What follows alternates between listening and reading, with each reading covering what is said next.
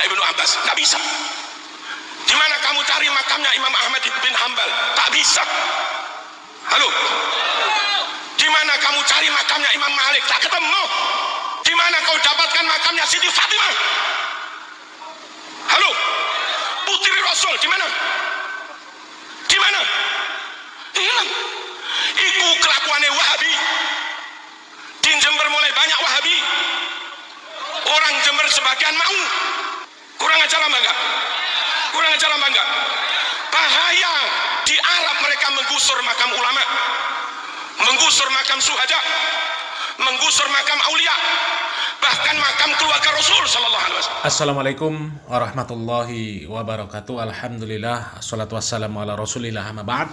Kaum muslimin yang dirahmati Allah subhanahu wa ta'ala, itu tadi video dari Pak Marzuki Mustamar yang sedang mengekspresikan kegelisahannya, kegundahannya, karena kuburan orang-orang yang namanya dia sebut itu tidak ditemukan oleh dirinya. Ya, katanya kuburan orang-orang tersebut digusur oleh orang-orang yang disebut Wahabi. Wahabi kurang ajar katanya.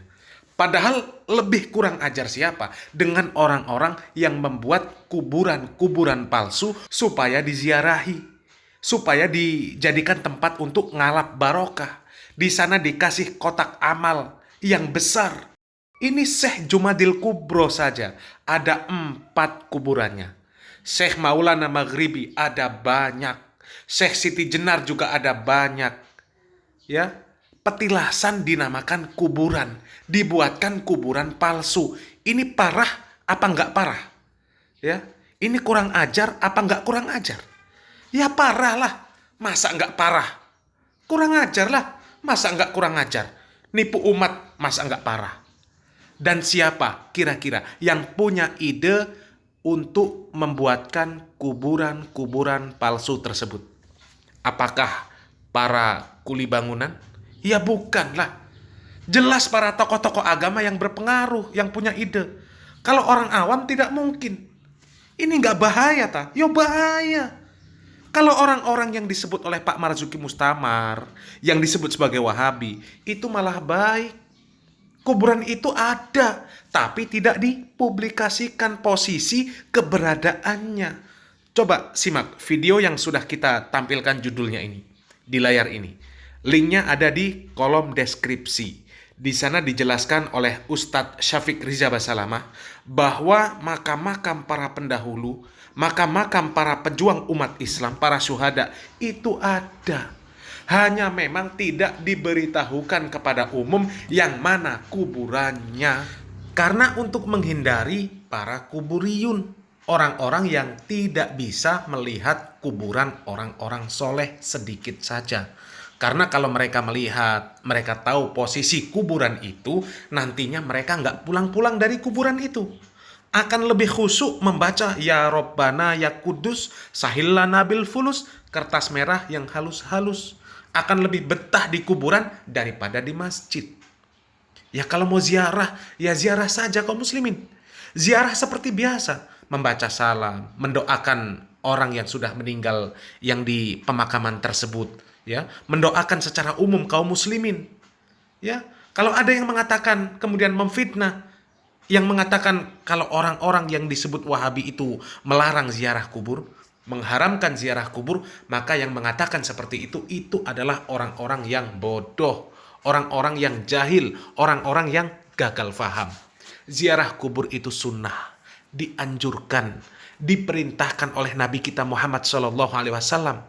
Nabi Muhammad SAW di dalam hadis yang sahih riwayat Al-Imam Muslim, Nabi SAW mengatakan, fazurul kubur fa innaha tudzakkirul maut. Tujuan utama ziarah kubur itu untuk mengingat maut, untuk mengingat kematian, bukan untuk ngalap barokah, minta fulus, minta dunia, minta dilancarkan rezekinya, minta dilancarkan urusannya. Kalau mau minta, maka minta sama Allah. Mau berdoa, ya doa sama Allah. Bukan datang ke kuburan, tapi datang ke masjid. Waktu antara azan dan iqamah itu adalah waktu yang mustajab untuk berdoa. Bukan di kuburan. Dan kenapa kuburan-kuburan para ulama, para syuhada itu tidak diekspos? Tujuannya adalah untuk menyelamatkan akidah kaum muslimin. Melepaskan ketergantungan mereka yang biasanya hatinya mereka ini terpaut kepada kuburan-kuburan yang dikeramatkan, dianggap barokah. Lihat saja, kuburan-kuburan palsu saja itu diziarahi setiap hari. Lebih ramai didatangi oleh kaum muslimin. Mereka lebih memilih untuk mendatangi kuburan keramat tersebut daripada mendatangi panggilan azan untuk sholat berjamaah. Mereka rela melakukan perjalanan jauh untuk ziarah ke makam-makam yang dikeramatkan. Mereka rela mengeluarkan harta yang banyak, mengeluarkan uang yang banyak. Apalagi kalau ada kuburan-kuburan yang asli, yang itu keluarga Nabi Muhammad SAW, para sahabat, para ulama, para syuhada. Maka akan lebih ramai lagi orang-orang yang ngalap barokah di sana, yang betah di kuburan di sana, nggak pulang-pulang, lebih khusyuk di kuburan, meminta-minta di sana. Dan tidak terbayangkan kaum muslimin, apa jadinya kalau para ulama, para syuhada itu dulunya hidup di negeri ini. Berapa banyak petilasan mereka, tempat yang pernah mereka singgahi dijadikan tempat untuk ngalap barokah oleh kaum muslimin. Dan bayangkan apa jadinya kalau makam-makam ulama besar itu ada di negeri kita. Makam palsu saja ramai disiarahi, apalagi yang asli. Dan yang sangat membagongkan kaum muslimin, kenapa para pengagung kuburan itu tidak berpikir, tidak juga kunjung sadar dengan adanya pemberitaan-pemberitaan adanya makam-makam palsu. Kok bisa satu orang kuburannya ada banyak? Syekh Jumadil Kubro sajalah kita bahas. Ya, satu orang ada 4 kuburannya. Kenapa mereka tidak berpikir kritis? Kenapa bisa seperti itu? Siapa yang membuat? Apa tujuannya? Dan Pak Marzuki Mustamar, halo. Halo Pak Marzuki Mustamar. Bagaimana ini? Kok banyak kuburan palsu ini? Halo. Banyak yang ngalap barokah ke kuburan palsu ini. Gimana? Ya, Pak Marzuki Mustamar. Yang kurang ajar, yang membuat kuburan palsu, atau yang menyembunyikan kuburan supaya tidak dijadikan tempat untuk ngalap barokah. Para pengikut Pak Marzuki Mustamar juga, ya, halo. Bagaimana? Masih tetap ingin ngalap barokah ke kuburan? Sadarlah, ziarah kubur itu disyariatkan bukan untuk ngalap barokah. Ziarah kubur itu ibadah, asal caranya benar. Salam waras, salam akal sehat. Barakallahu fikum. Wassalamualaikum warahmatullahi wabarakatuh.